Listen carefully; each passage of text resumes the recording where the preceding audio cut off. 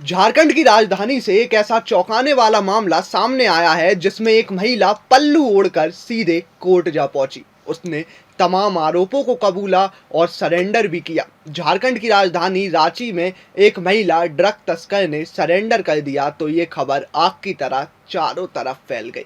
Drug peddler ये महिला भाभी जी के नाम से फेमस है। वैसे इस महिला का असली नाम रूबी देवी है।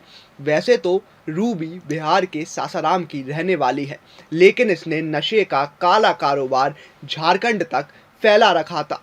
पुलिस भी जिन ड्रग तस्करों को अरेस्ट करने की फिराक में थी, उनमें से भाभी जी का नाम सबसे ऊपर था, टॉप लिस्ट में था। टॉप नॉच ड्रग पेडलर थी ये भाभी जी।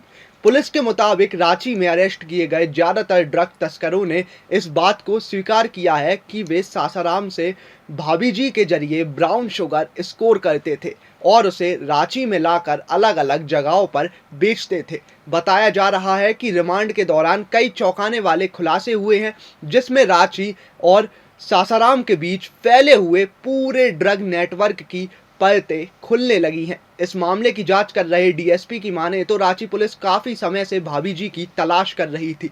जब उसने कोर्ट में सरेंडर किया तो पुलिस ने कार्रवाई करते हुए उसे रिमांड पर लिया।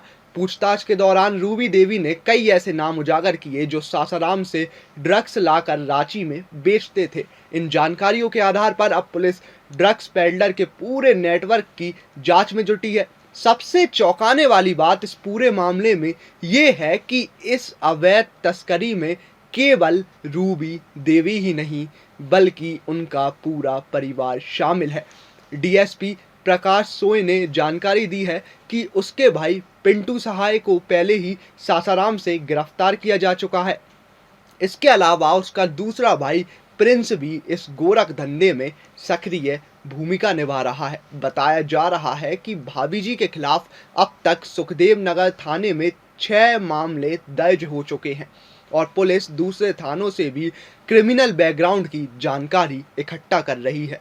भाभी जी तस्करों की डिमांड पर तुरंत ड्रग्स सप्लाई कर देती थी। पुलिस की जांच में ये भी सामने आया है कि रांची से कई लोग नियमित रूप से सासाराम जाकर ड्रग्स खरीदते थे और शहर में बेचते थे।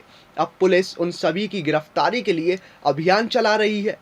डीएसपी प्रकाश सोय ने बताया कि इस नेटवर्क के जरिए न केवल मादक पदार्थों का कारोबार फल फूल रहा था, बल्कि युवाओं का भविष्य भी बर्बाद हो रहा था। पुलिस ने आश्वासन दिया कि इस रैकेट को जड़ से खत्म करने के लिए आगे भी सख्त कदम उठाए जाएंगे। इस पूरे मामले में पुलिस की सतर्कता और कार्रवाई से उम्मीद की जा रही है कि रांची में ड्रग्स के खिलाफ बड़ी सफलता मिलेगी। गौर करने वाली बात यह भी है कि एक महिला कैसे पिछले 10 साल से ड्रग्स का रैकेट बड़े ही आसानी से चला रही थी।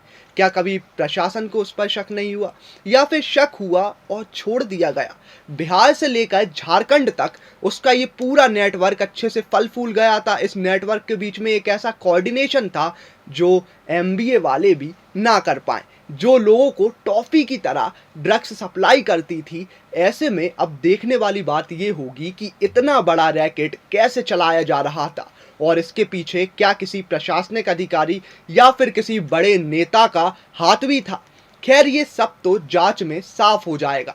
वीडियो अच्छा लगा हो तो लाइक कीजिए, शेयर कीजिए और कमेंट बॉक्स में हमें ज़रूर बताइए।